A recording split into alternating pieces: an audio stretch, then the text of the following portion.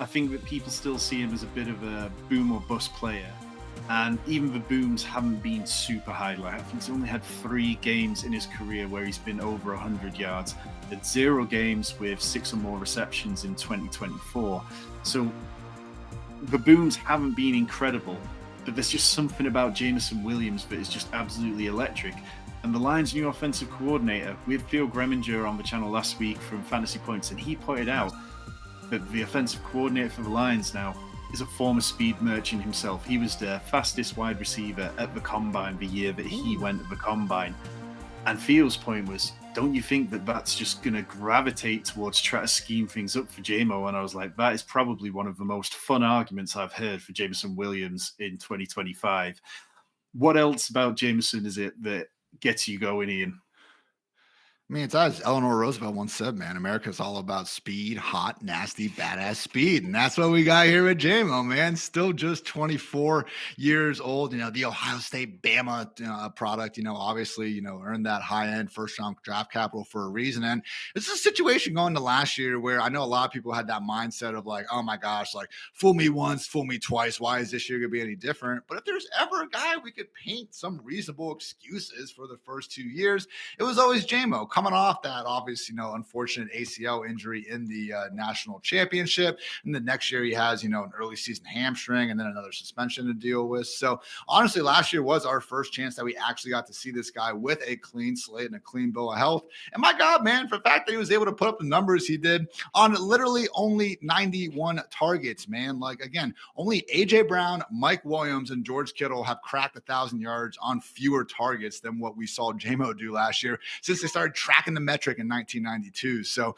look, you got the stat up there, 0 games with 6 or more receptions. I get it. He is a little boomer busty, but again, new OC, who's to say that we're not going to see 110, 115 targets and just have things shrink a little bit more from our one true sun gods. So again, they like to use them, at least Ben Johnson like to use them in the run game as well. So you can hopefully get a few extra touches from that facet. But man, I just think JMO is freaking good, man. And again, it's one of these situations where round 5, round 6, I know in the higher stakes leagues, we got to pay up a little bit more, but home leagues, man, we can get guys like Jameson and George Pickens and Calvin Ridley's and Travis Hunters of the world. Every time I point this out, people in my mentions are like, well, you should do auctions. And they're right, man. Auctions are fantastic. And that's what I want to do is just load up on all these mid-round receivers.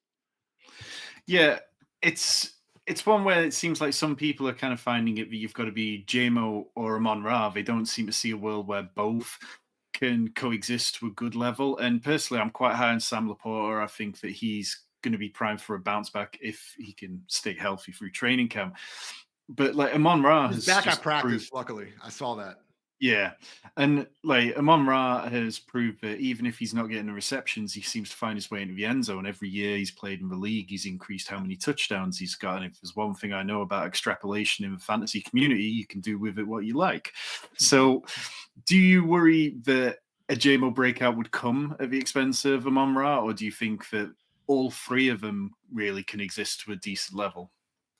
I think it'd be tough for a JMO breakout to come in Amon-Ra still to put up top 5 numbers like he has been over the last 2 years. But, we have seen over the past 10 years, on average, 5 teams per season produce multiple top 24 wide receivers in PPR points per game. So honestly, with the ADP right now, the Lions are one of those squads expecting to do so.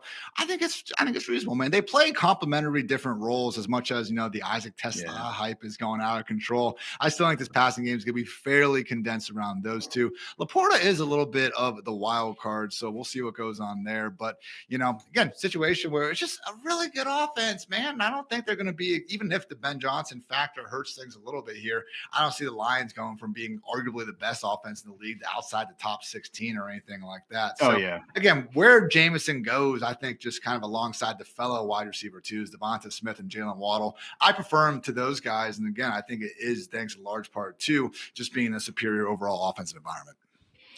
Yeah, and on ESPN in particular, he's going at pick 78, which is about 15 picks later than on a lot of platforms. Like, give me that all day.